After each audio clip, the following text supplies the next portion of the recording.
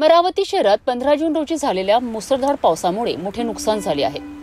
शहराच्या अनेक भागांमध्ये या पावसाचा आणि वादळी वाऱ्याचा फटका बसला असून जनजीवन विस्कळीत झाल्याचे चित्र आहे। शहरात अनेक ठिकाणी विद्युत खांब आणि झाडांची मोठ्या प्रमाणात पडझड झाली आहे। विशेषतः नवाते चौक परिसरातील स्वस्तिक नगरमध्ये नुकसानीचं प्रमाण अधिक दिसून येत आहे। इथे अनेक झाडं उन्मळून पडली असून विद्युत खांब आणि विद्युत डीपीचंही मोठं नुकसान झालं आहे। स्वस्तिक नगरमध्ये राहणारे दीपक कासट यांच्या घरावर एक भले मोठे झाड कोसळल्याने त्यांचं मोठं आर्थिक नुकसान झालं आहे। याशिवाय बडनेरा रोडवरील रिम्स हॉस्पिटल परिसरातही मोठ्या प्रमाणात झाडांची पडझड झाली आहे। आता मनपा अतिक्रमण विभाग ही पडलेली झाडं हटवून रस्ते मोकळे करण्याच्या कामाला लागले आहेत। सध्या शहरात नुकसानीचा अंदाज घेतला जात असून जनजीवन पूर्वपदावर आणण्याकरिता युद्ध पातळीवर प्रयत्न सुरू आहेत।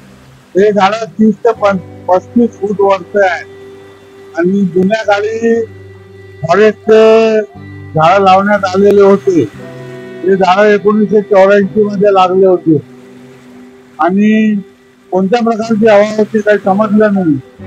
आज झाडं पडलेले आहेत आणि त्याच्यामुळे काय झालं, इलेक्ट्रिकचे 6 पोल कोलॅप्स झाले।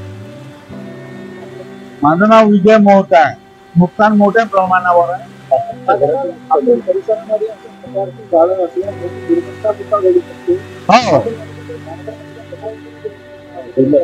महानगरपालिकेला आम्ही वेळोवेळी माहिती देतच असतो, ते पण करत असतात, तो काही विषय नाही आहे।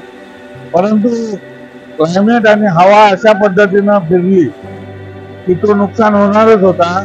परंतु योग बलत कोणाची प्राणहानी झाली नाही, कोणाला काही लागलं नाही, हे अतिशय सुंदर गोष्ट आहे। नुकसान फार मोठ्या प्रमाणावर झालेलं आहे।